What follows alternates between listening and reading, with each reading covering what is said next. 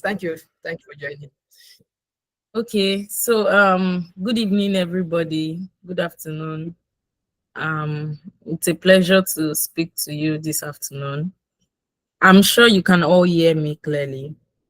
Um, First of all, I would like to say that I'm sorry I don't have a slide to share because I feel what we are going to be saying is more practical than I don't really know how well to put it in a slide to explain it. But as I go along, if you have a question, you can put it in the chat box. And after the session too, there'll be opportunity to like ask your question if you prefer speaking instead of typing. So like God's gift said, my name is Deborah and I'm actually in my final lap of my master's program at the University of Delaware. And I'm currently doing business analytics and information management. Probably some of you also applied for the program.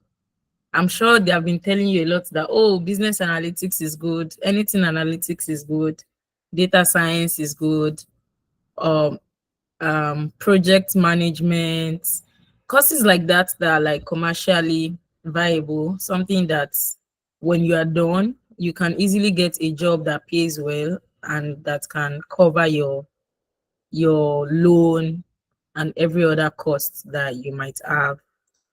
So before I mention some things, I would like to first of all practically tell you how I got my own job when I came as an international student.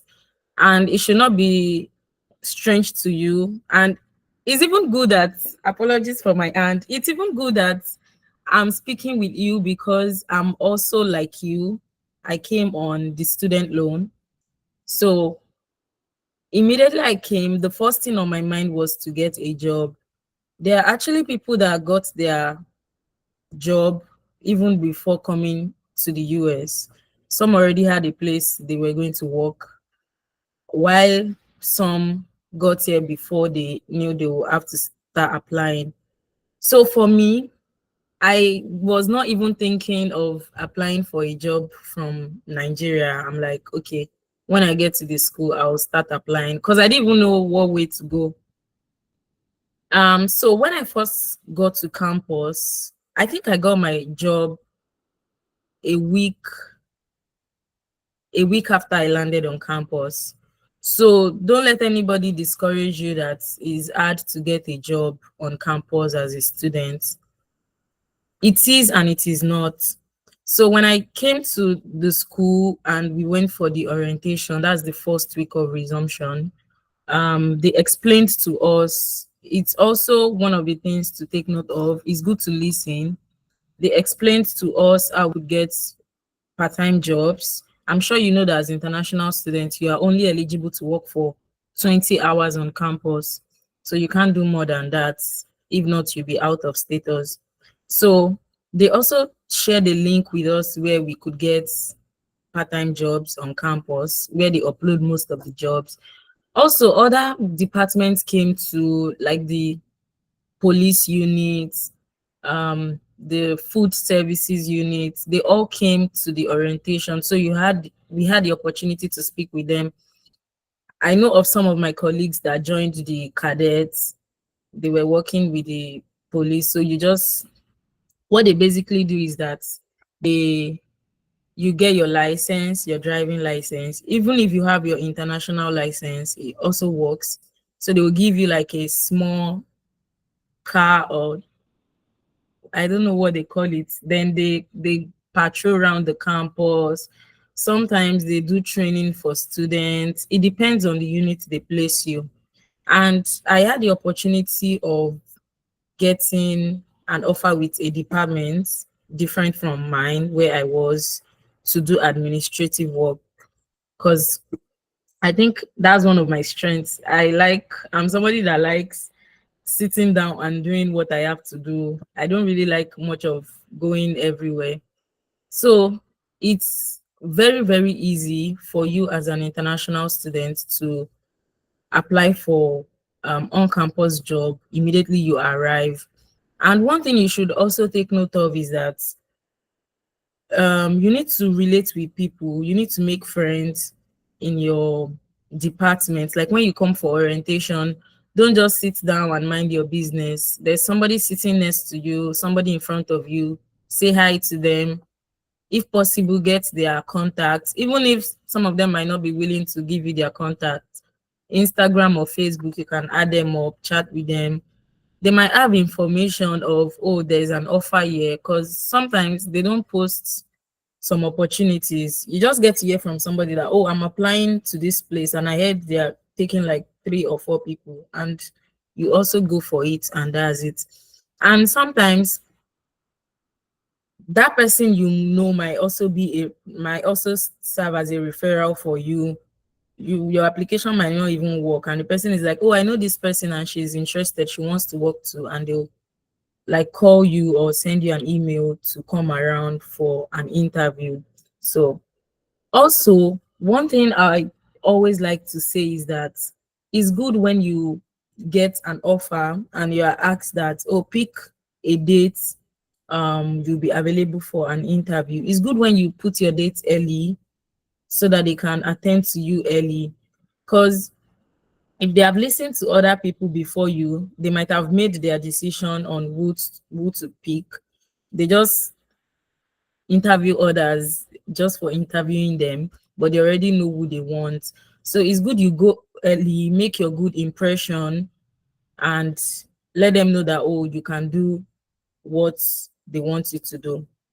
And I would like to say that for international students, when you come on campus, there are not really much um, job opportunities, in the sense that, let's say you're a graphic designer, you say, oh, I've been a graphic designer and that's what I want to do when I get on campus, or I've been a project manager, I want to be a project manager on campus.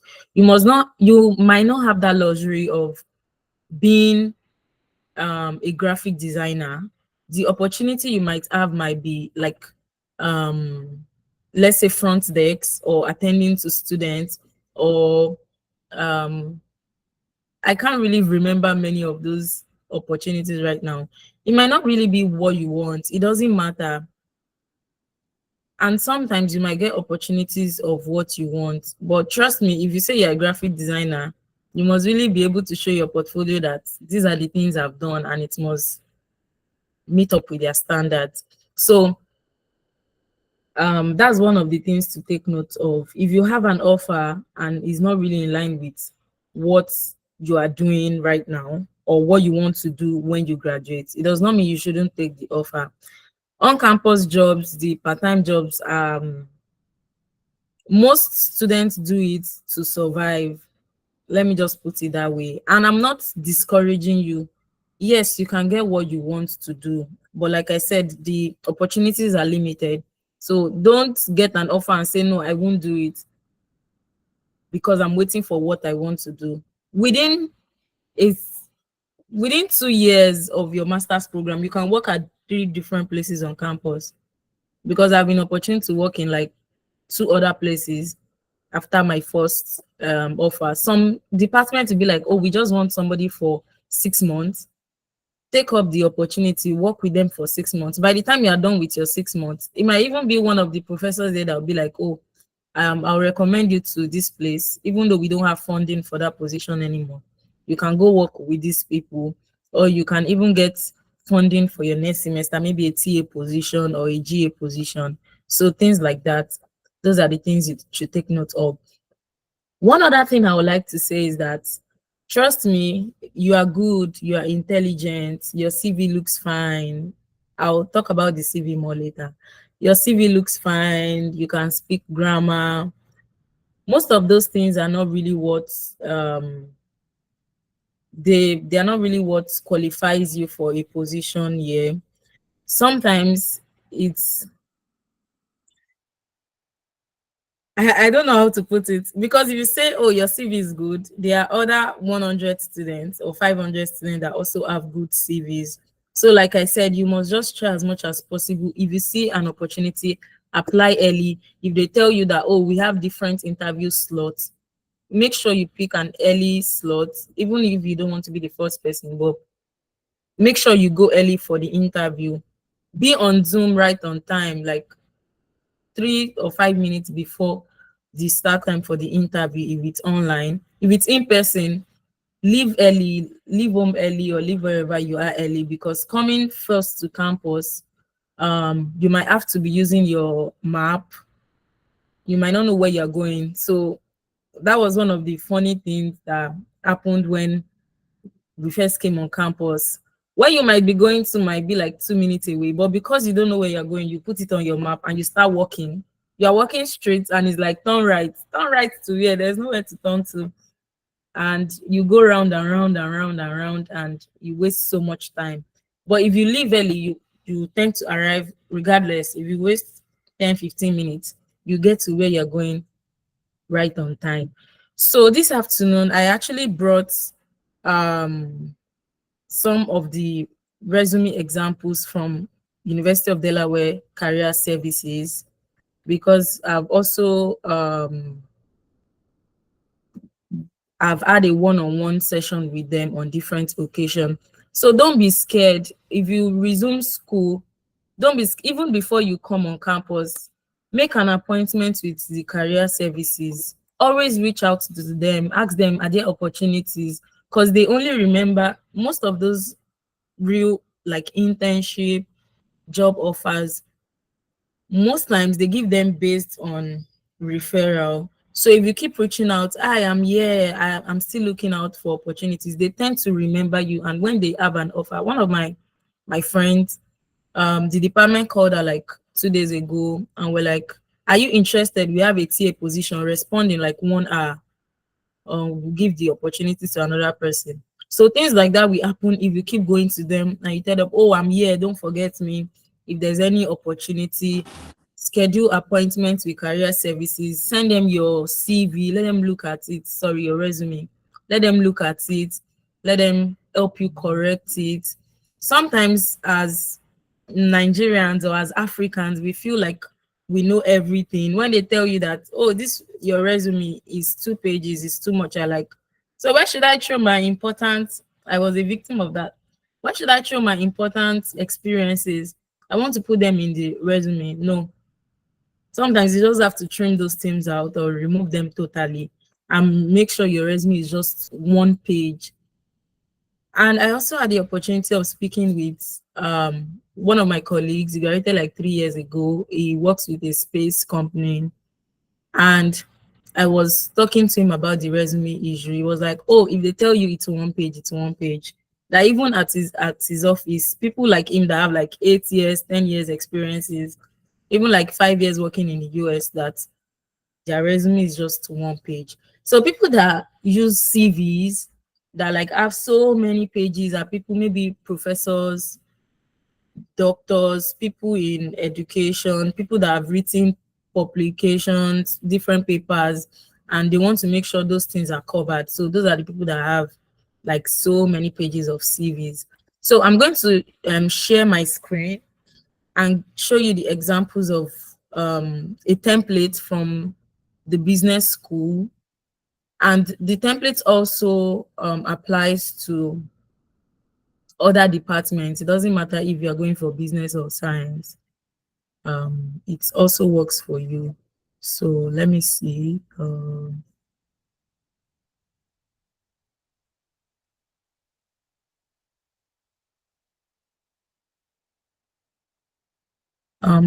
on. I don't want to share my entire screen.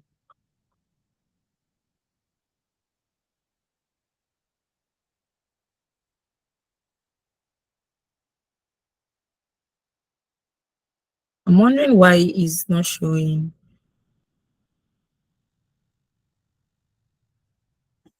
Okay, I think I have to share my entire screen because I'm not getting what I need. Okay, can we all see my screen? Just let me know. Very well, very well. Okay. Okay, thank you. So here is a template for your resume. So there's something that is called handshake. The handshake is used by all It doesn't matter which school you are going to, all universities, all colleges in the United States. So that handshake is a platform where you get job opportunities, you get offer both for full-time, part-time. You can apply to the companies directly, you can get their emails, send them messages, and you also receive alerts if they are coming for like career fair on your in your campus. You can even message them ahead. When you go to their stand at the career fair, you can say, oh, I chatted you up or this or that, and reach out to them. So this is the handshake resume guidelines for um the graduate students in my business school, and I'm sure it applies to most schools. So if you set up your handshake account as a student in the US, I think they also use this in Canada, the handshake. So if you set up your account, you need to like follow this guideline for your resume. If not, they will not approve it for you. Also, the handshake is a platform you can also use to get on-campus jobs. So it's not only for internship or full-time roles. You can use it to get jobs on your campus too. I remember it was on handshake I got the job I applied for. I just saw the new posting and I sent my resume. I just clicked on apply. So it will send your resume automatically because you have already set it up. So this place says that um the document file title clearly states the applicant's first name and last name. So always save your resume with your first name and your last name. I know sometimes you edit, you have like 5 different types for different jobs. So, but make sure whenever you want to convert to PDF, you save it with your first and last name. And the font size should be like 10 to 12 points. The name may be 14 points. That's like this.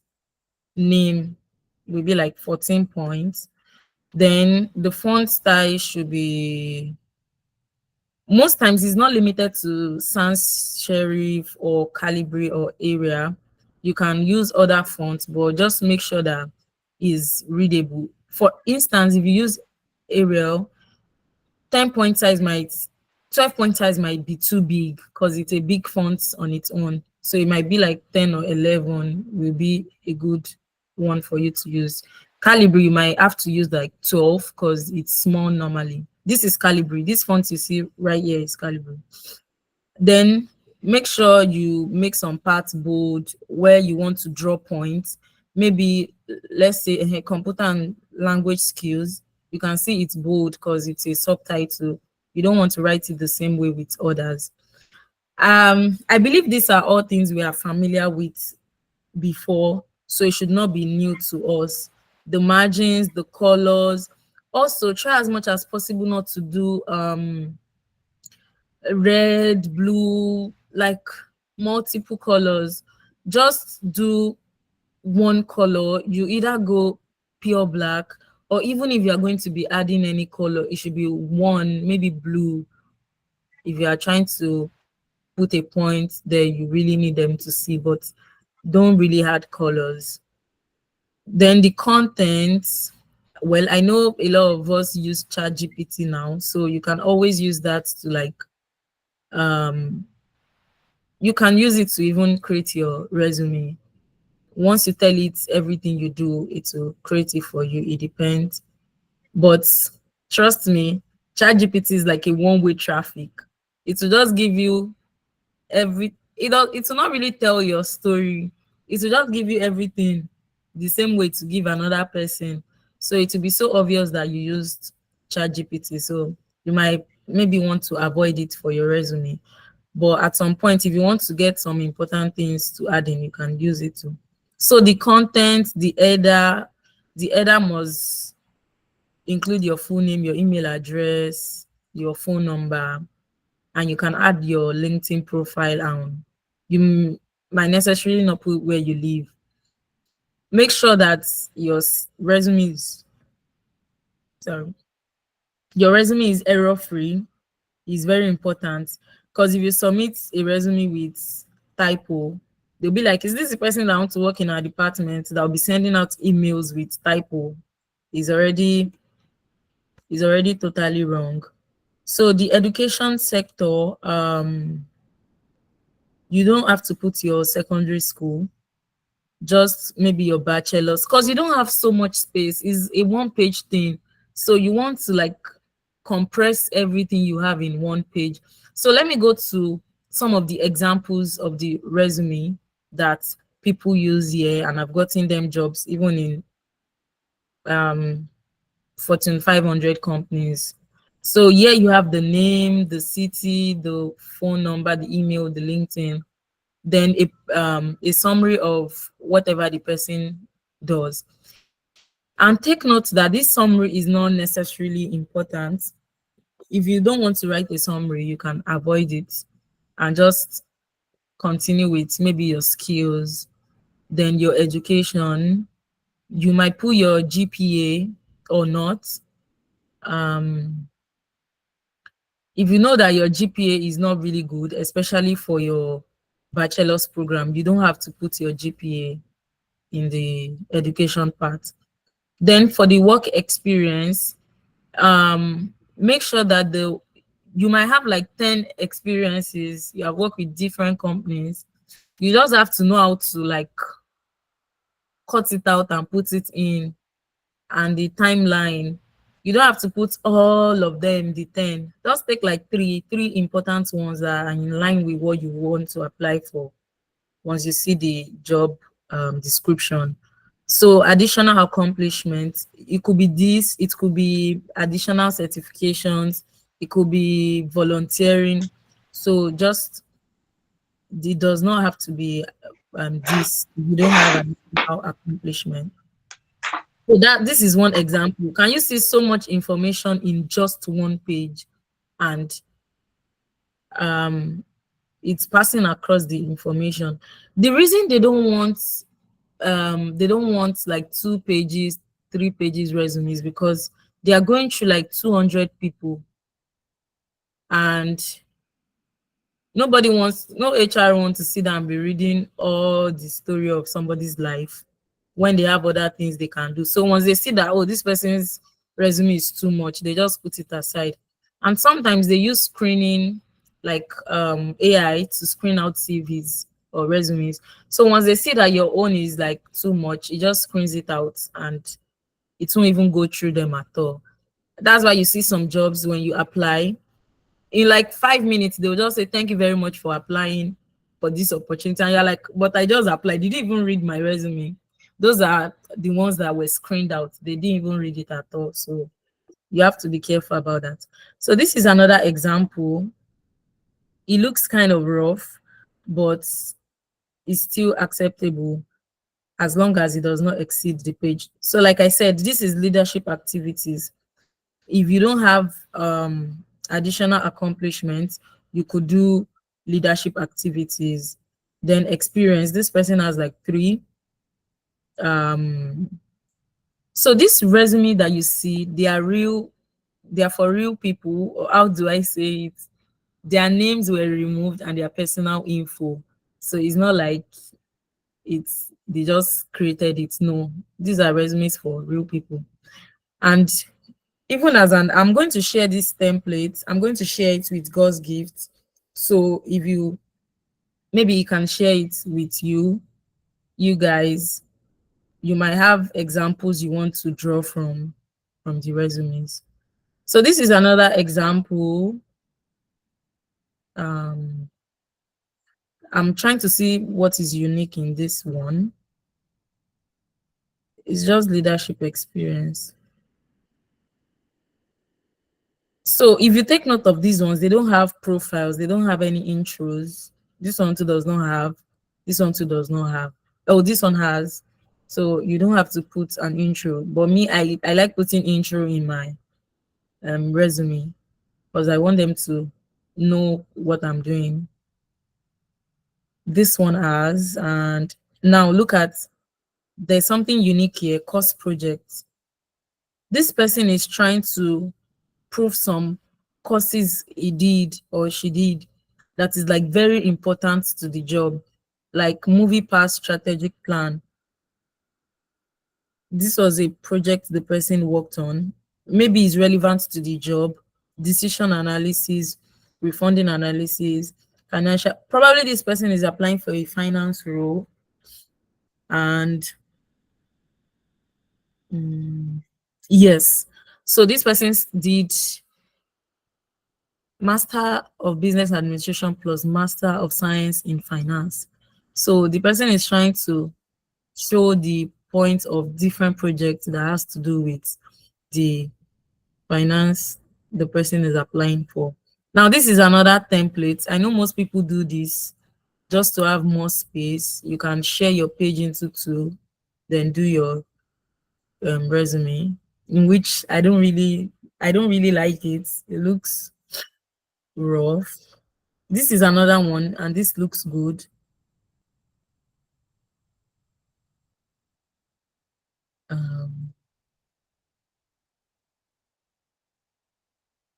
Yes, technical proficiency.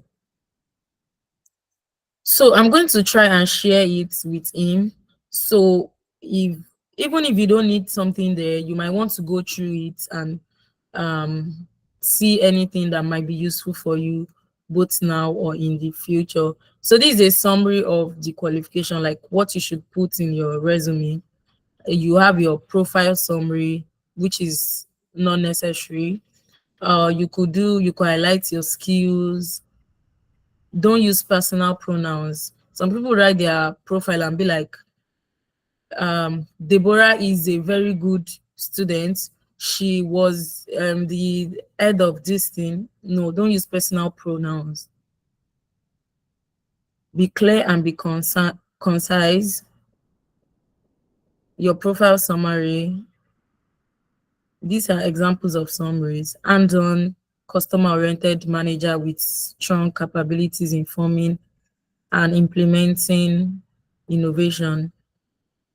Okay, so let me not bore you too much with this resume of a thing. I'm sure you guys have clear understanding of how those resume work now. So I don't know if any of you have questions. Maybe I missed some things I didn't mention. Yes, so you can ask your question.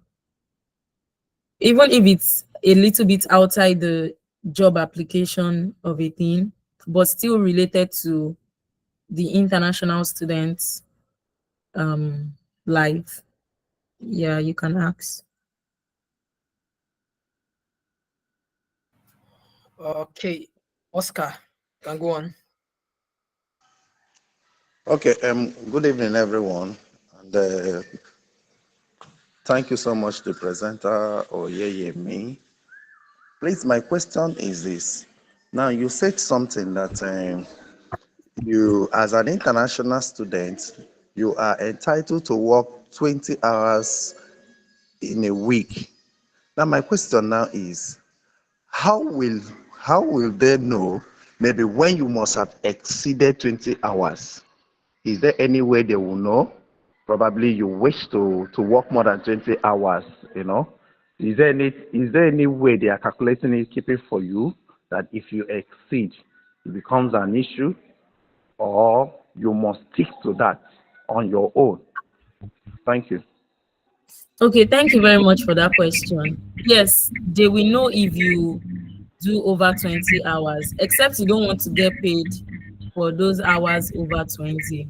So here's how it works. If you get a job on campus, a part-time role, the department or wherever you got the job, we ask you to onboard with the HR. They will also send a message, an email to the HR. They'll copy you and say, oh, we just offer this person and a part-time employment in our department.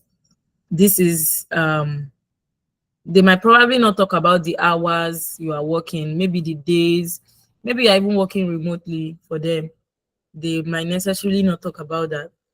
But once they reach out to the HR will onboard you. There's an onboarding process for the university, for every university.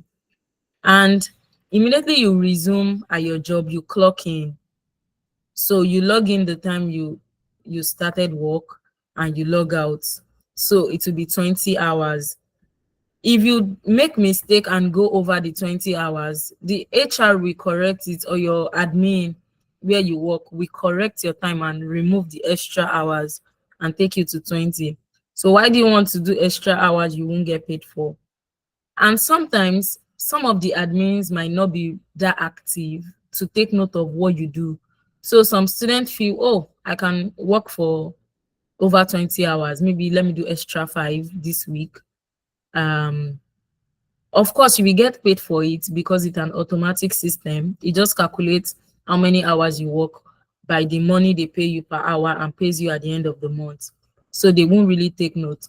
But I think after a while, the system checks and see that you have been working for over the hours you are supposed to do. Then they will send you an email or they will cancel your status. So let me give you a practical example of something that happened to my colleague this fall semester. For spring semester we just ended. He's an Indian, and because nobody monitors the clocking of my department, you just clock in. Sometimes you're not doing anything, but you just leave the time running. Then you clock out when you want and you're done. So he was working, like he was leaving his time 30 hours, 40 hours every week. So the reason they took note was because they discovered he was getting paid more than he was supposed to get when they checked the payroll. So instead of probably him earning like $2,000 in a month, he was earning like $3,000, which is unusual.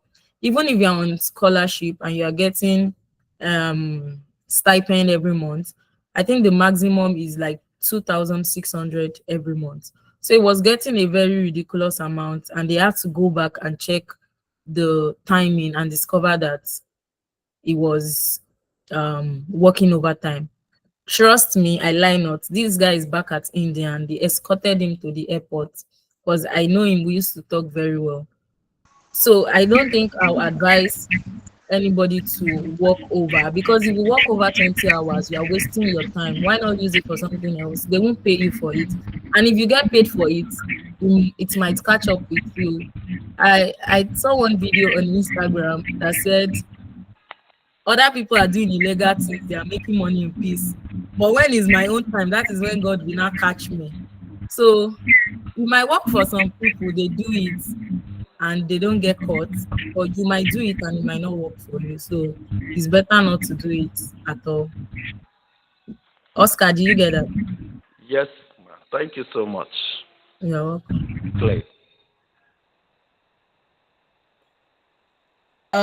Is there any other question? This is an opportunity for us to ask question. Just raise up your hand and the floor will be yours. Okay, so we have question from Babalola Olalikon. Or you can go on, sir. Okay, thank you so much, Deborah and the team for this beautiful presentation. I just want to add to what Oscar said. Based on my little knowledge, I also have friends over there that they have some other ways of trying to stifle the system. You know, people try to overrun the system. So in the aspect of using unskilled way unskilled labor, what I mean is, for example, before they left Nigeria, they will have learned one or two unskilled labor. Maybe they are into plumbing, they are into barbing and some other things like that. So some of them use that on their own, apart from the work they do in the system that the system recognizes. They also still do their personal things like self-service. You know, some of their colleagues in the school premises who don't know how to barb, they can barb for them, home service, and get paid. So do you have the experience? Do you have any information as regards that system? Or maybe you can share with us too. Oh yeah, that's a good one. Nobody stops that. For example, I also like braid people's I like sometimes I cook and I get paid for that. But I just make sure that I'm getting my money in cash. It's not a company that is paying me. Even if they want to sell it to me or send it to my PayPal, it's just like your friend is sending you money. Nobody will go and call that person. Hello, did this person work for you for sending our money? No. So that's a different thing entirely. You can, if you have your own skill, you sell things, of course you can do that and make money. Is that one is legal, there's nothing illegal about it. But the one that is wrong is when you like work overtime on campus when you're supposed to do just 20 hours and you do extra time just to get paid from the school. That one is wrong. All right, thank you so much. That's clear. All right. Noah, you can unmute your mic and ask a question.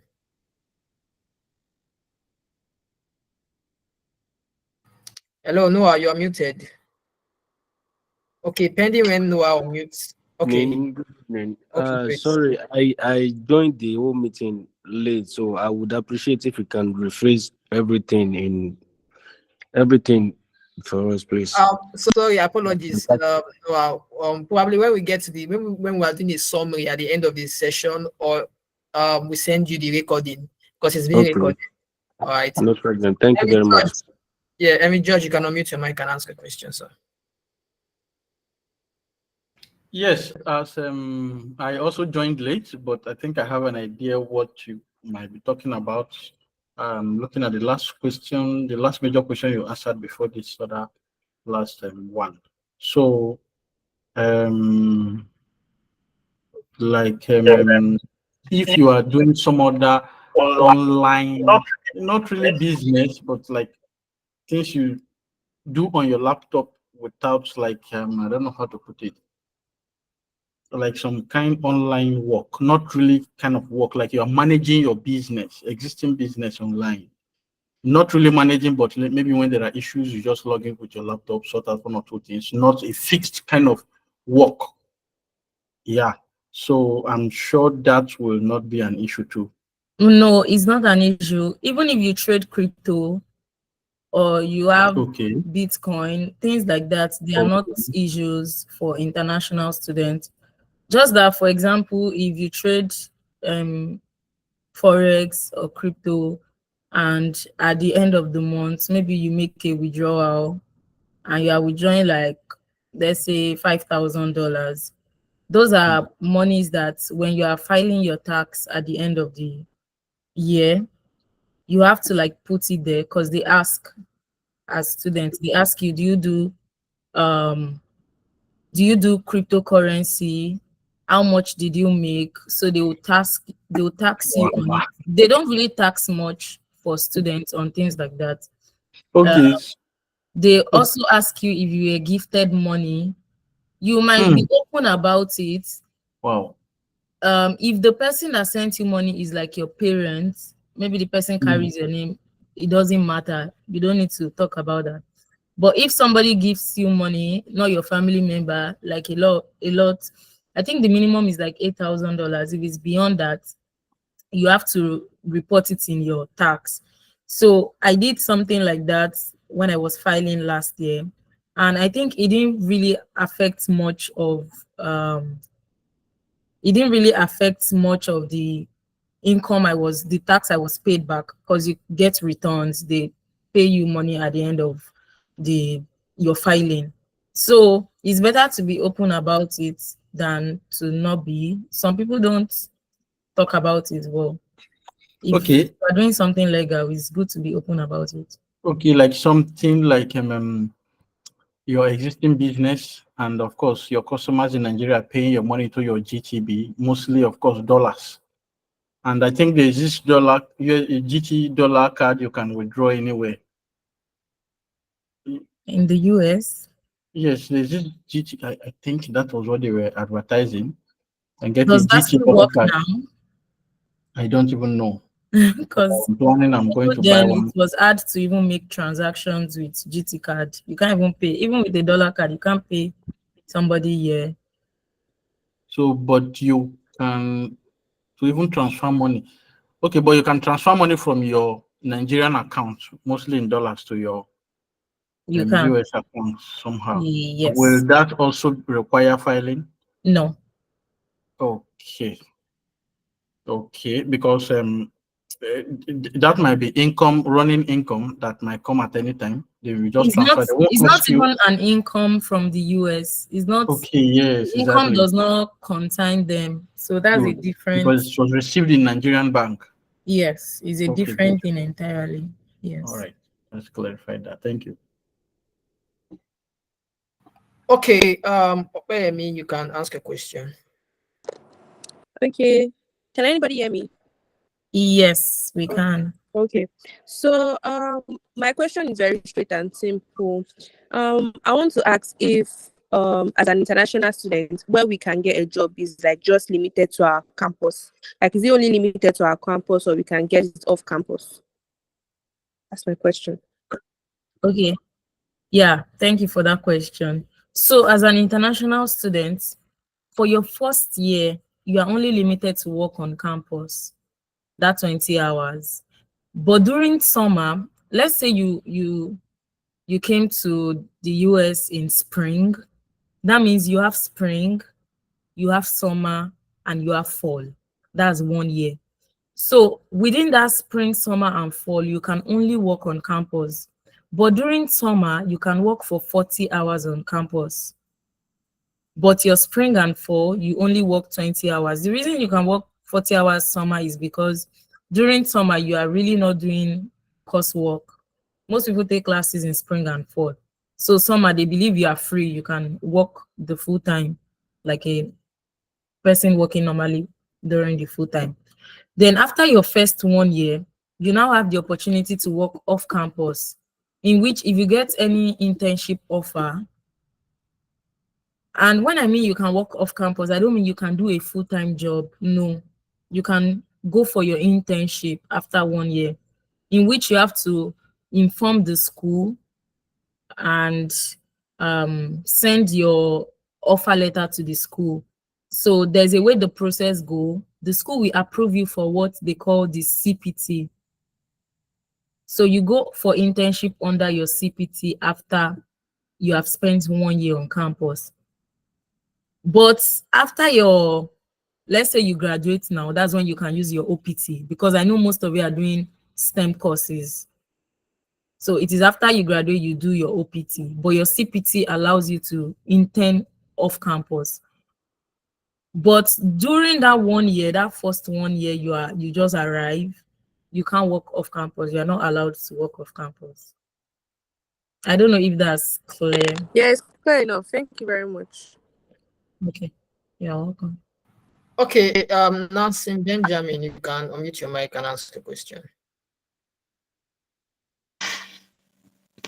Thank you. Good evening. Good evening. Yeah, my question is concerning accommodation. How do you get accommodation from Nigeria here before you get to school? So there, I want to believe I got mine on Facebook. When I finished my process, the school sent a link for housing. So there's a Facebook link where you can join the university platform where other students too are looking for accommodation. So there I found somebody that was subleasing a room. I just reached out to her and we agreed. That's one way you can get accommodation. Another way is if you go on the Facebook, you can see other students that are like, oh, I'm looking for one more student so we can all get accommodation together. Maybe you get a 3-bedroom and you take one room, or a 2-bed, or you can get somebody that already got accommodation but is looking for someone to join their list. The reason graduate students need like go the extra mile to get accommodation is because most schools don't give hostels like their school apartments to graduate students. They are for undergraduates, so you might not be able to get on in school. Another way is that I know each school have like let's say African student organizations or Nigerian student organizations too. We have in my school. So on the platform, when we had new students, sometimes we look for accommodation for them, and we just help them do the whole process. When they come, they can just go there directly. Or sometimes if you don't get accommodation, you can always, if you have platforms like that, you can always find somebody that could take you in for like 1 week for you to find your way and get a place. But I'm not sure you can find somebody to take you for like 2 weeks or 1 month, even though you have to start paying rent with the person. So I think those are ways you can get it. You can go on Facebook, get a link, reach out to your school, their housing, they will direct you to like their platform. Or if you know anyone from the school, search on LinkedIn, you'll find somebody, ask them, do you guys have a WhatsApp group for your international students coming from Nigeria? They will send you the link, or they will even add you so that you can access things like that. So that's it. Okay, I believe that question has been answered. Nancy, right? Okay, so Ikuiminu Dolapo, you can ask your question now.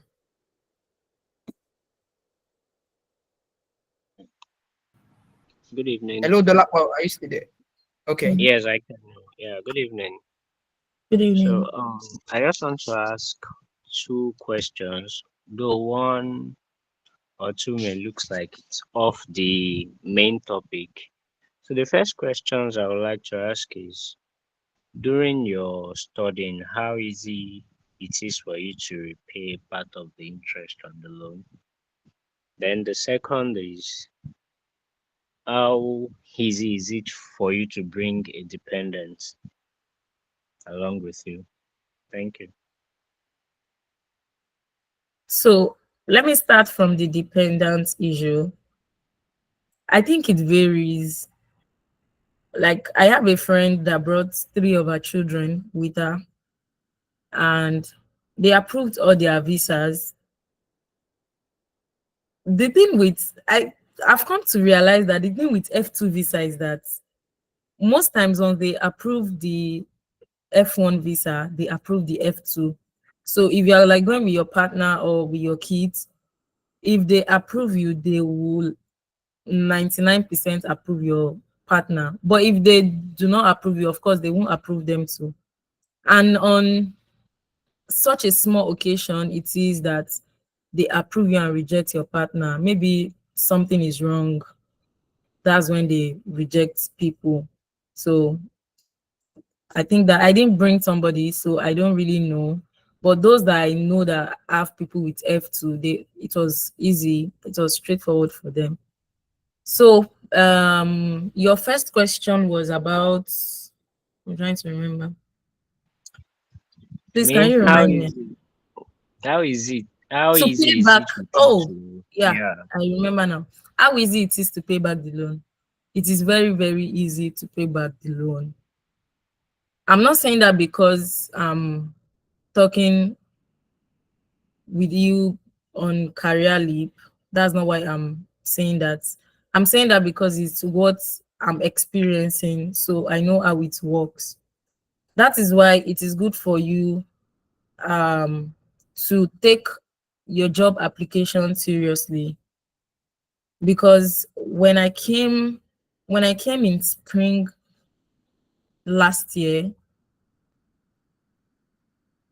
my ex-roommate came in the fall before I came, and she didn't have a job for like the whole of that fall, and she was on a loan. So of course she had to pay the interest. I don't know how she worked that out, but I'm sure it might not be really funny.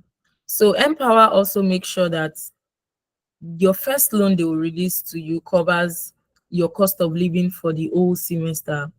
So you don't have to really be bothered about how you're going to pay your rent or get food or things like that. It already covers it. And it's also easy to the point that you can easily pay the interest. Even with the money they have borrowed you, some people do it. They don't get a job. They just keep paying back Empower with Empower money, which I'm not an advocate for that. So it's good that you start applying for a job from now. Like once you get your admission, you get your visa, start going to the school website. There's a just search. If you go to your school website, there's always a search icon. Search for part-time roles. Reach out to those people that, oh, I'll be coming in fall, I'll be coming in spring, and I wouldn't mind working in your department. If you have any position open or like 20 hours, I can do it, and things like that. Start reaching out to them. Because if you do that, it makes your life so easy, to the point that even when you are going to your second semester, you might necessarily not take as much loan as you would have thought you would take. So this is how the let me use myself as an example. The first semester you come, right now, I'm sure if your loan has been approved, they told you that, oh, you can have access to $100,000. It does not mean that they will just send you $100,000 in your account, then you run away. No. What they are saying is that this semester they will only disburse what your school approves. So if you are coming in fall and your tuition is $10,000, you are doing 3 courses for just fall, is like $10,000. Your housing for the whole of the semester is like $3,000. Then your feeding $1,000. Maybe you borrowed flight ticket from somebody, you want to pay the person back, you also add the money. They'll disburse the money to your school. So when you resume, you set up your account on even the school page too. So you can request, the school will take out their own tuition, your health insurance, they take it out of the money. So your balance will be on your profile. So you can request for the withdrawal to your bank account. So those are the things you have to do early when you resume, like opening a bank account. Once you have your SIM, you have a number, you can open a bank account. You don't have to, it does not need any extra things. You don't need any documents. They just need your I-20, your SIM card to open an account for you. So you can request the money immediately and you have your money with you. Now, when you get a job, let's say for your first, let me show my calculator.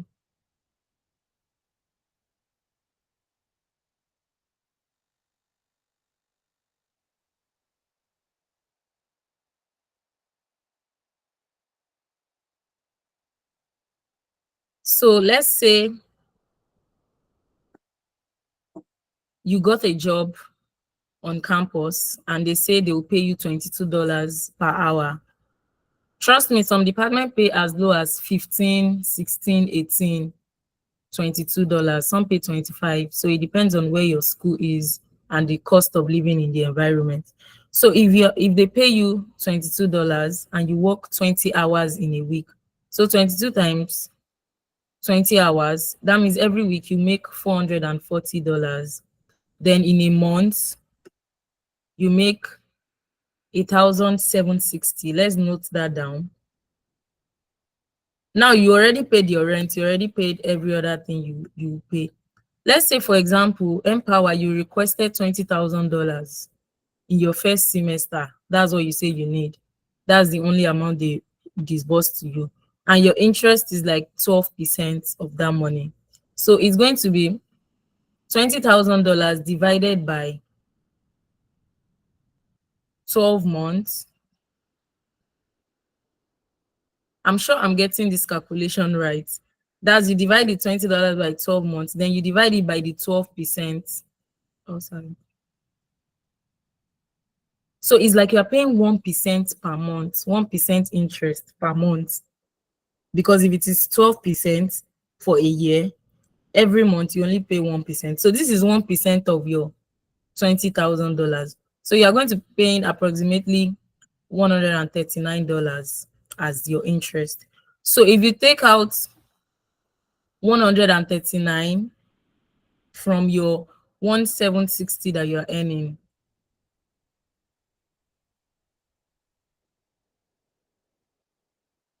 oh no, sorry, 1,760 minus 139, What did I do? Oh my God.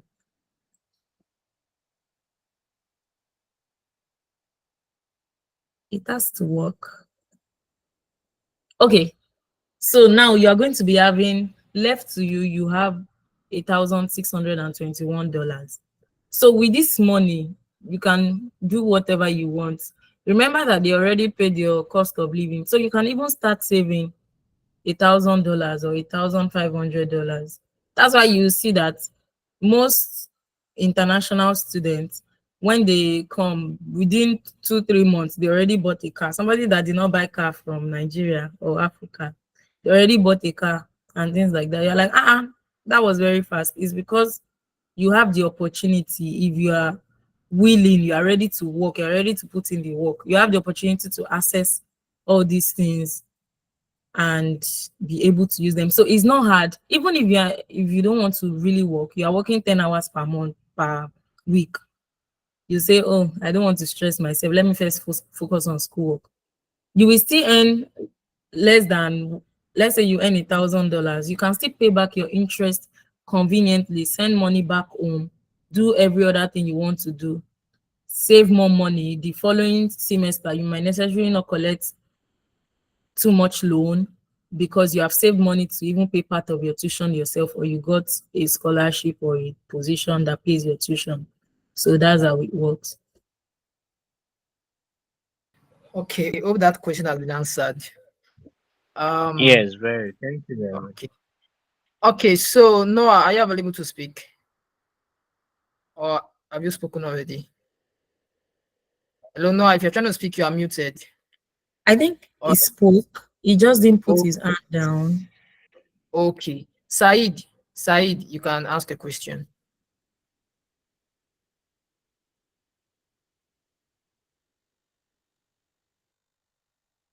You are still muted, sir. Okay. Grace, Michael. Okay, I think Said. Okay, Said, go on. Good evening. Okay. Hello. Good evening. Sincerely, let's all give it to Oyeyemi. You have sincerely done very well. In fact, all the questions that I intended to ask, you have done justice to all the questions. In fact, all your responses capture all areas of questions that I had in mind to ask. However, I want to find out, that in case one is struggling to actually get a job, can one's guarantor pay this interest on one's behalf? Probably if that person is struggling to actually get a job, can someone in another country, probably in UK or Canada, who happens to be one's relative, be paying this interest on one's behalf? So by the time that person now gets a job, that person can actually take that charge of paying the interest back. That's number one. And number two is that, what is the opportunity like after completing the entire programs? Probably if you finish your course within the stipulated time, does one have the opportunity of staying back in US and enjoy the good facility and the good payment over there? So that's my question, ma'am. Okay, so for the payments, yes, somebody can pay for you. All they just need to do is send a check to, it's not Empower that take back the interest. When you're paying back, Empire just gives you the loan. They'll send you an email to set up an account. A different company entirely gets back the interest. So you can always tell somebody else to send a check on your behalf to them. They'll just mail it to them and you are fine. But I don't think I've seen anybody with that situation of not being able to pay the money back, because me, for example, when I came, the loan that was first disbursed was $19,000, in which I was like, what do I want to do with $19,000? All I needed for my tuition, health insurance, I already covered my housing and things like that, was like $11,000. So I still had like 7,000, over $7,000 in my account. So, and I got a job immediately to even pay back the interest. So what am I doing with $7,000? I just had to leave it there. I left most of the money there to pay for the next semester. So I didn't have to take money the following semester. So it's not hard, especially if you know how to manage your money. And this place, the funny part is that everything is always tempting. You see something online and it's be like $1. You're like, oh my God, this thing is $1. So those are the things that that used to do me when I first came. And when I spoke with some of my colleagues, because I've had the opportunity to also speak for the university, like in graduate programs, talk to new students and things like that. You'll be like, oh my God, this phone is $1. It's so cheap. Oh, me and my friends will order it. And this thing is fine. It's just $2. We'll buy it. So you just keep buying so many useless stuff that you actually don't need. So at situation like that, if you know how to manage your money, manage yourself, avoid buying unnecessary things, even as an international, then once you come, you still can apply for credit cards and spend them to build your credit to. They'll give you discount or bonus, free 300. People open so many accounts just to get free money, in which I always don't advise people to open so many accounts, all in the name of getting bonuses. Then at the end of the day, you might not like the results. So if you know how to manage yourself, manage your money, properly calculate everything you do, you will not even have to ask somebody to pay for you. You have enough money to even save towards the following semester. So that's what I believe. Because I know people come here, even from the money they disbursed for you, if you are not using an iPhone, you will go and buy a brand new iPhone 15 Pro Max cash, and they will think you have arrived. You still have money. You buy everything you want, you still have money left to do other things that you want to do. So don't be bothered about can somebody pay for you if you cannot pay back. No, you'll be able to pay back the money. I don't know if I answered the two questions. Yes. Okay. It remains one. It remains one. What's the other question? I said, what's the opportunity Oh like yeah. after completing the program? Yes. So I won't lie to you. You have to be like, you have to work really hard. You have to be like the best of the best.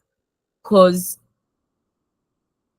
it's not only Africans that are coming to the US to compete for opportunities. Those Indian guys, they are crazy. You have people coming from India, from Brazil, from Canada. Even UK people are leaving UK to come to the US. People are coming from Sweden, Switzerland, everywhere. And everybody, as long as you are not a US citizen or you are not a green card holder, you are an international student. They also want to stay, you want to stay. The opportunities are actually not that much to go around for everybody. So you have to like walk the extra mile. And it does not only mean that, oh, you have a 4-point GPA. If you are like 1,000 in your class, you are going to see like 100 4.0 GPA. It's not, if you know what you are doing, it's not hard to get a 4 point or to get not less than 3.7 GPA as a graduate student. So just take out your GPA. That does not qualify you to get a job in the US. Now you have to be able to network. Make sure your LinkedIn profile is perfect. I'm sure CareerLeap helps with that. They do that with you guys. Make sure your LinkedIn is good so that whenever you share your LinkedIn with somebody, they can, if they refer to you, they'll be like, oh, this person makes sense. And referrals. Referrals is good. Don't be too proud. There are so many, especially Nigerians, that come to this place and they feel that they are too good. They have so much to offer and they just behave anyhow and they spoil a place for other people that are coming behind, which is not fair. So make sure that you relate well with people, open up, speak to people. Oh, you are looking for this right now. This is the next phase you are moving to. You wouldn't know who has an opportunity for you. Oh, somebody told me yesterday that there's this there's this offer. Okay, I was hearing from someone yesterday was saying in that a department, Masters of Public Health, they have an internship on campus, but they actually didn't post it on the page. Nobody knew. So the woman was telling the man that, oh, since nobody knew, that they want to recommend a lady. Imagine, in my front, I was just standing there. They want to recommend a lady to take the opportunity since they are not putting it out. So there are always opportunities like that that they don't put out. Sometimes they already got somebody for the role and they still post it that they are looking for somebody. So it's good to rapport well with people. Like I said, always go to your department or the career services. Make friends with them. Don't frown. I'm somebody that, because I've always been in marketing, I smile too much. So I felt I've finished all the smile I had when I came to the US. So you just get tired of smiling. Please, guys, don't stress me. I'm tired of smiling or laughing. But these people, once they walk by you, they smile. They just wave. Hi. They don't even know you. And you're like, why are you greeting me? All those behavior, just take it and pocket it in your pocket. Smile. It will not cost you anything. Say hello. Talk to people. Don't be scared you have an accent. People have worse accents. You need to hear some people from their country where they talk like this. You not even hear anything. Say your own too. Nobody cares. They just want to see if you have something good to offer. With that, I believe that you'll be able to get opportunities. But I won't tell you that it is easy to get a job or it's easy to land an internship. You just come here, jobs are everywhere. You just hug the job. No, you have to like really work hard to get any opportunity that you get. There are a lot of people right now that are like, they have to go for a PhD because their OPT is almost over. They have not gotten a job that will file for them. They are just doing something and they don't want to be out of status, so they want to go back to school to continue with a PhD and file for themselves, maybe do NIW or things like that. There are people that they're already out of status, but they don't want to go back home. They wouldn't tell you. You just feel everybody's normal. So you are the one that know how you are the one that know what brought you. You know your goals, you know what you want to do and how to focus on them and not be distracted by all those stories and whatever goes on around you. So that's just it. Okay, thank you so much, Deborah, for that. Just to add, it is actually called the hidden job markets, where opportunities are not actually shared out there. Even if they are shared out there, it's just for sharing sake, just to fulfill all righteousness. But of course, the person that they have already picked has been picked. And just to buttress on the aspect of the opportunities is also slim. That means you need to work hard. It also means that there are some skills you need to also have, because it's not about you just learning, going for your masters. You need to acquire some skills that will actually give you more leverage in that country. Because most people that don't have the skills, they have the theoretical parts of the skills. Let's say, for example, you did your masters, but no thorough practical, right? But imagine you have the hands-on knowledge on that thing you studied, and you have quite a number of experience. Let's say, for example, you did project management. You're looking for a project management course and work rather, and you have the capacity. You understand project management tools. You know, when you are talking to someone, they'll be like, this person has value. I think this person has value to offer. So you stand a higher chance than several people that don't have that. So I'll allow Grace to ask a question now. Yeah, before she asks a question, I also want to mention, when you talked about skills, I wanted to talk about communication. Like, regardless of the program you're going for, maybe it's a program, is a course that when you graduate, you have to work in a place where you have to talk every time, or you are doing a course that you don't really have to talk, your work shows for you. Communication is very, very important. It was like, last semester I met somebody on campus. It was like, oh, are you African? I'm like, obviously I'm Black, so I'm African. Oh, what country are you from? I'm from Nigeria. And it was like, oh, he's been here for like 6 months, he has not gotten a job. I'm like, why? So I sent him some links. But I had to listen to what he was saying to, and I'm like, if I were the owner of the company, I wouldn't employ you. So you have to put yourself in a position where people can employ you. You cannot just open your mouth and talk. Forget that I'm talking like this. I'm trying to talk very fast because I'm with my people. If you probably see me in the classroom or out at work, I might not be talking like this. And don't let anybody tell you that, oh, you just went to the US 1 month, you're already speaking with accent, you are proud or something. No. If you don't talk like that, they wouldn't hear what you're saying. You have to be able to articulate your words and don't speak too fast. I can speak fast now because we speak the same thing and you understand what I'm saying. If I talk to a white person the way I'm talking to you, they'll be like, what are you saying? So you have to like talk slowly. Don't use too much grammar. They are the owner of the English. They know the grammar better than you, but there's a way you call it and they don't know what you're saying. So just be patient. Don't rush. Articulate your words. Speak. Just be normal, like, and everything will be fine. That's what I wanted to add. So Grace, you can ask your question. Okay, thank you very much. Yeah. I want to ask, how easy is it to get a student visa?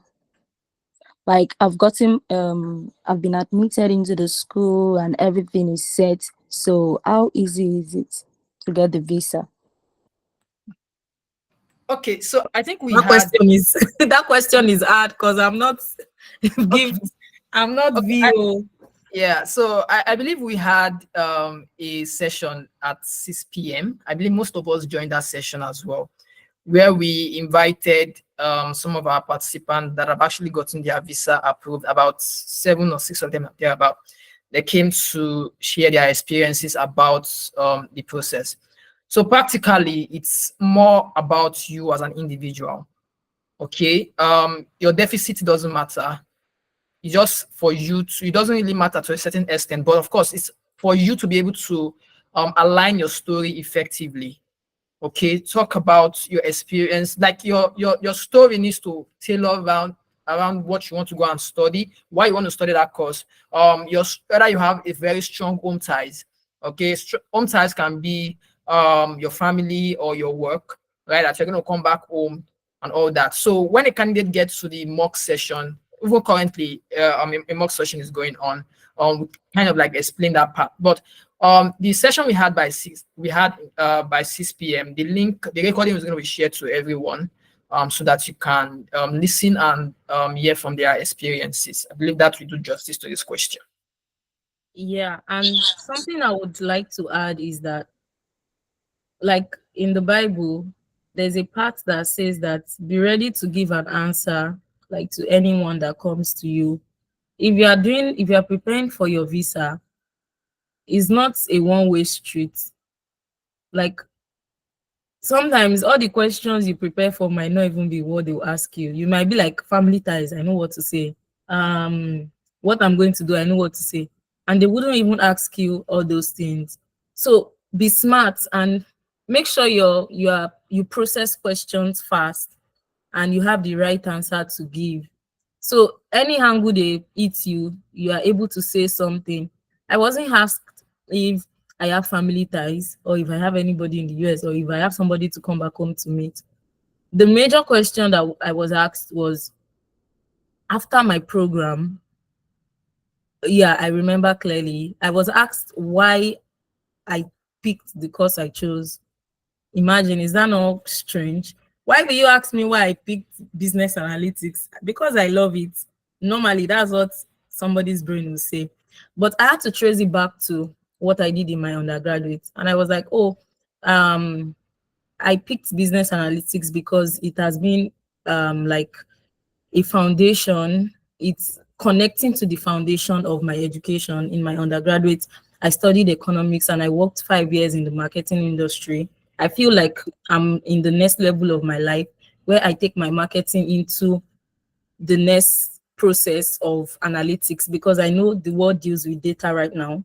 And without the data, you cannot like when I started, this was how I was talking so fast, and the lady was like, so I didn't know she was going to ask me that question.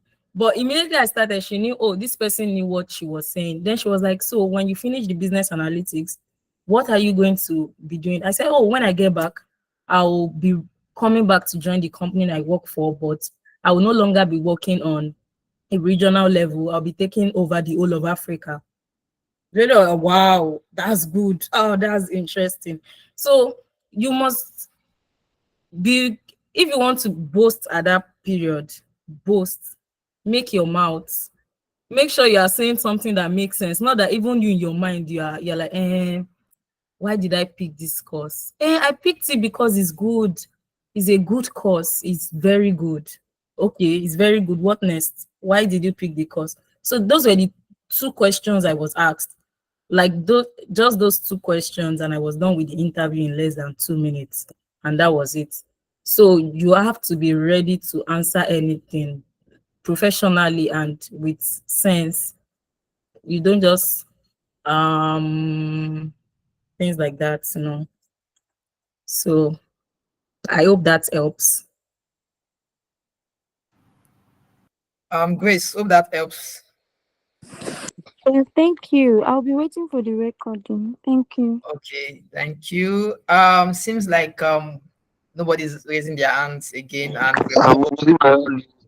okay, Derek.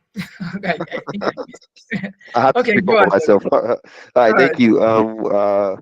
Okay, Deborah, thank you. I also followed you on LinkedIn, just in case I might be needing one or two assistance. So my question is, we just did a little calculation of how you can in the university and also pay back your the interest on your loan. So my question is, when you had like those leftovers, like you have over 1,000 naira to save, can you start paying back the loan? Can you use that to pay back the loan, or you don't start paying back that loan until a certain time? So for me, I've always been paying beyond my interest rates from the beginning. So when my interest was like $100 plus, I was paying like almost $300. So I was already offsetting my loan itself, even from my first semester. So the good thing with Empower is that you can always pay back the loan itself, even as a student. You can wake up one morning, maybe somebody dashed you money and you have like $10,000. You can just go to the platform and pay off $10,000 from your loan. They are even happy. So there's no issue with that. So would the interest still stand the same, or would there be a readjustment in the interest based on the remaining part of the loan? At that moment, the interest is at a depreciating value, but they will, because you set your, they advise you to set your account to auto pay.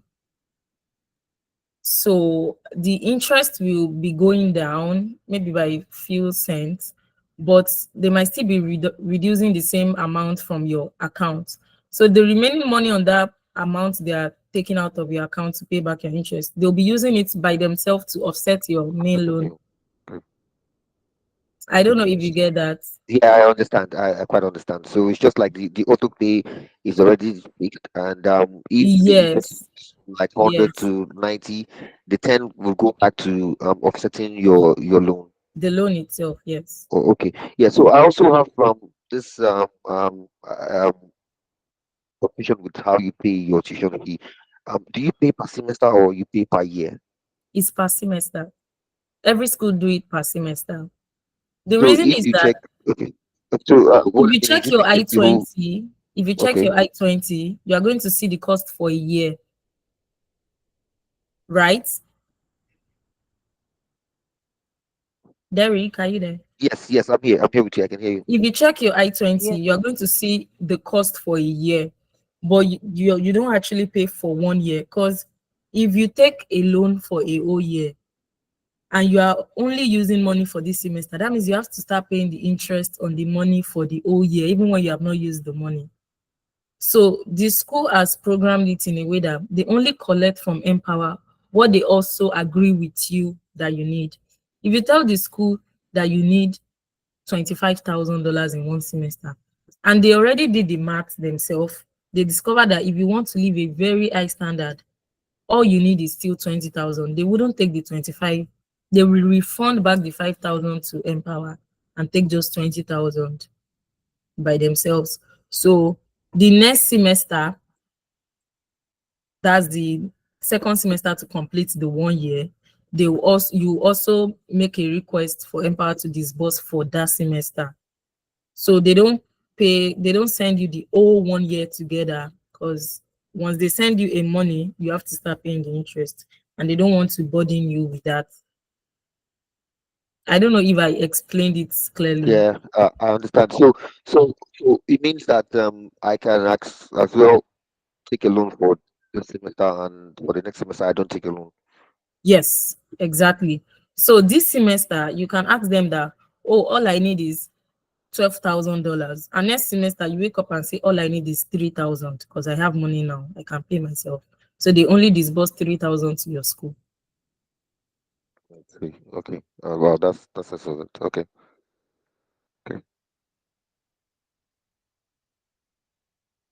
Okay, so due to time, we are going to call it a day, and I believe that I don't know.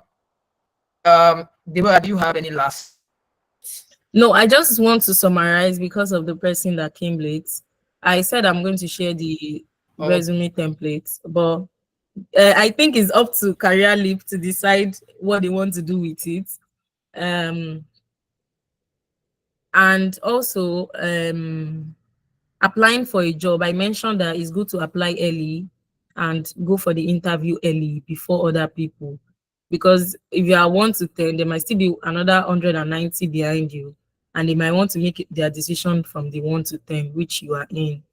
Also, communication is important, money management.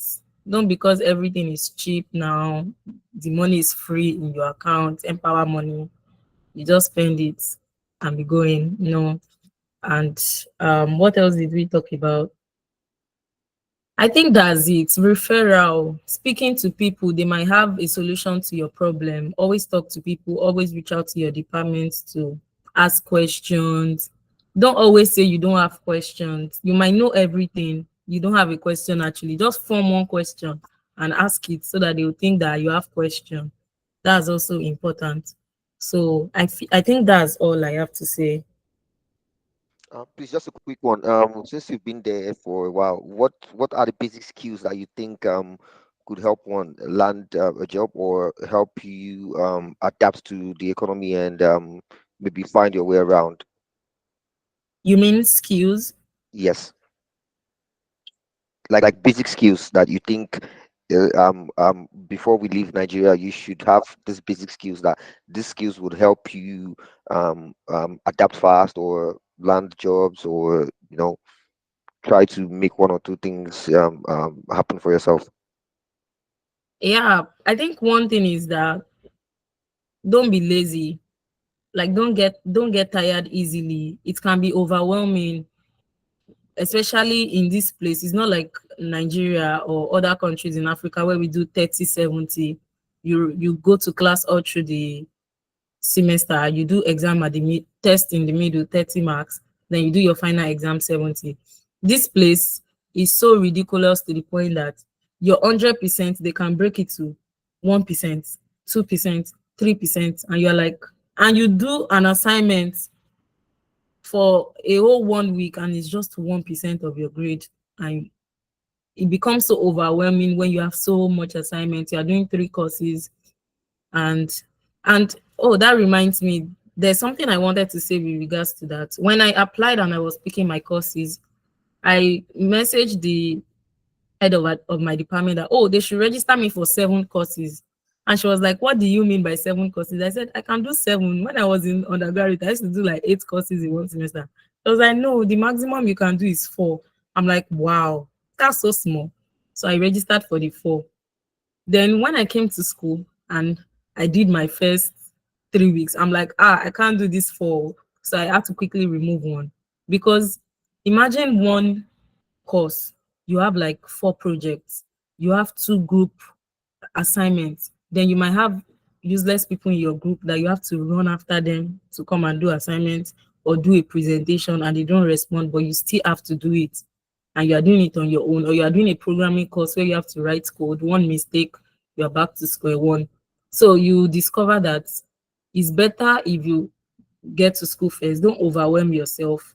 Take the least course. By the next semester, when you now know your way, you have settled where you can do as much courses as you want to do. But first, do the minimum possible that you can do, so that you can meet up with your assignments. You can meet up if there's an exam in the department, you can do it and things like that. And also, I'm trying to go back to the question you asked, how the skills you should have. Like I said, communication, make friends in your department, make friends. My friends made life easier for me. Like, we do the same courses. This one, there's no you are the best student or you are not the best student. All of you can have 4.0. Nobody is hiding resources from another person. Resources is for everybody.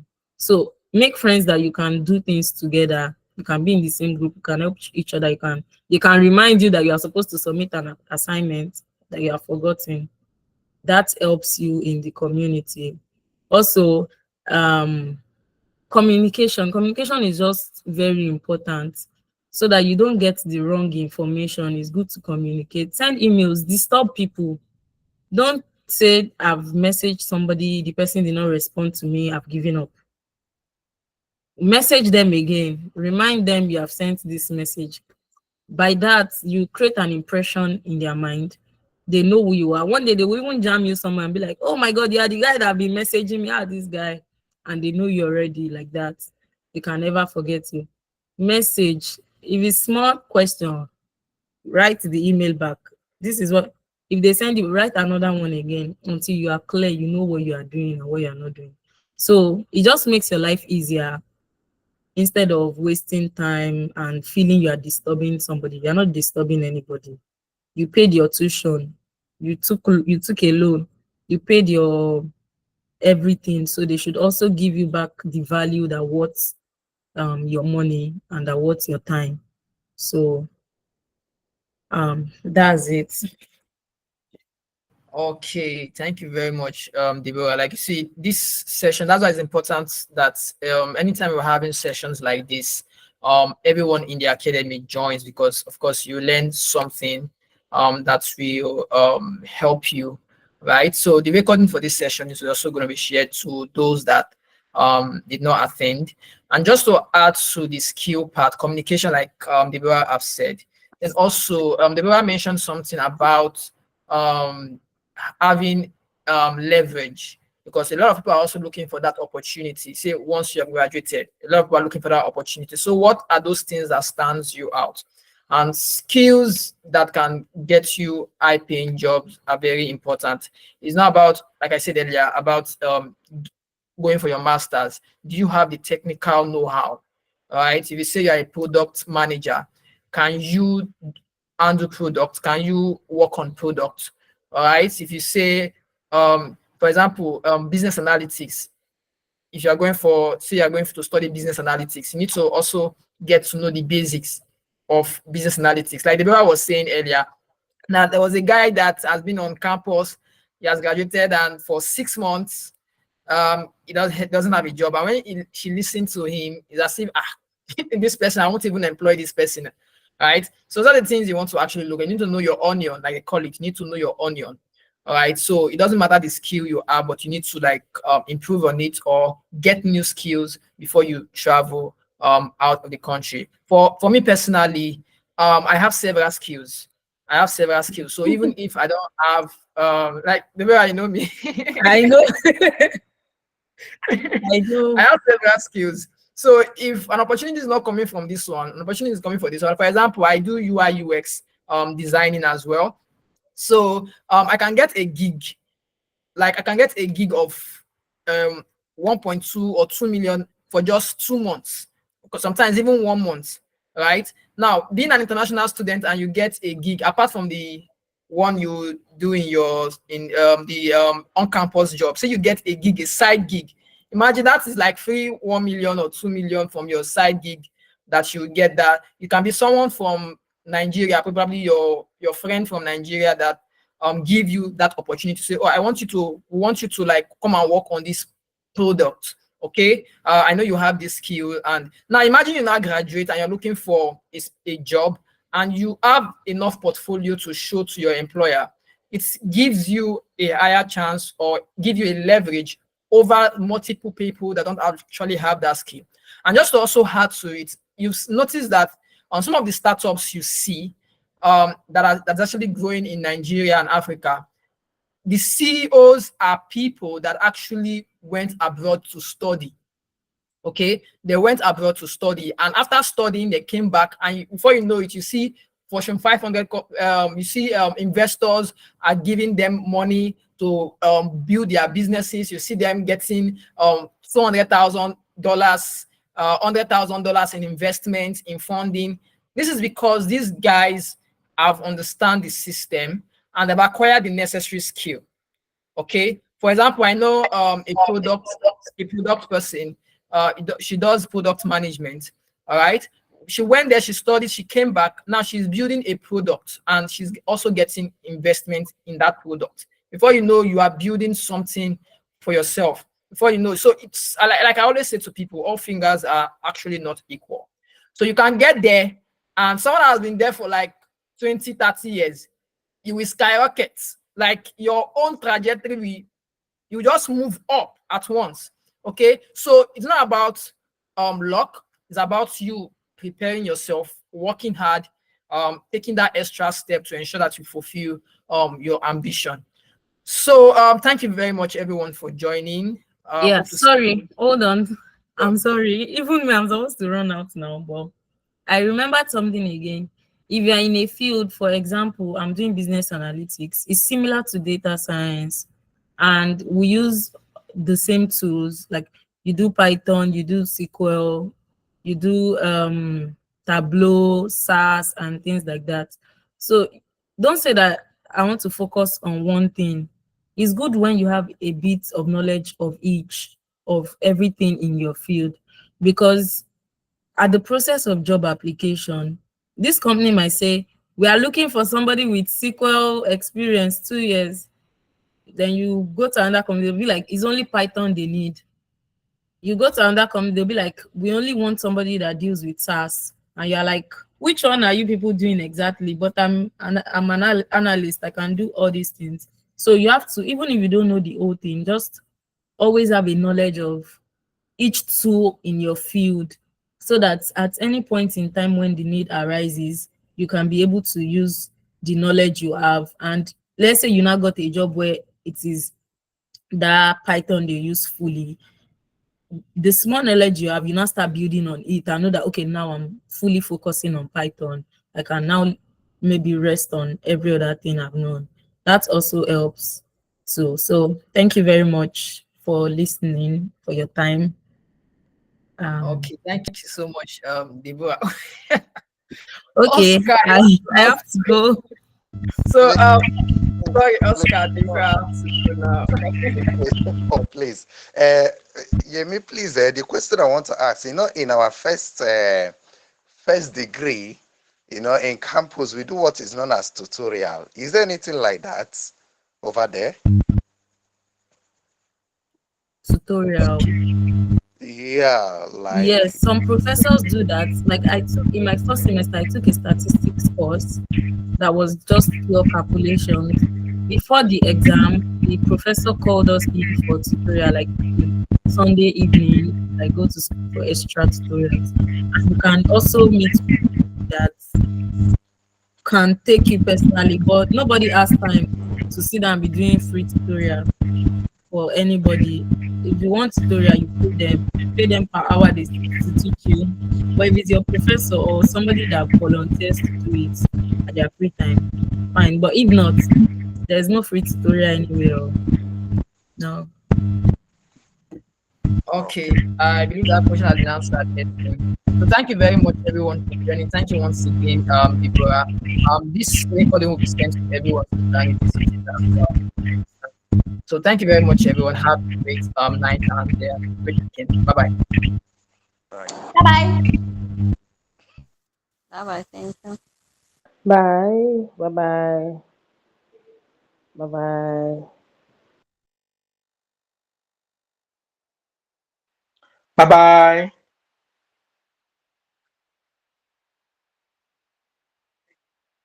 Bye.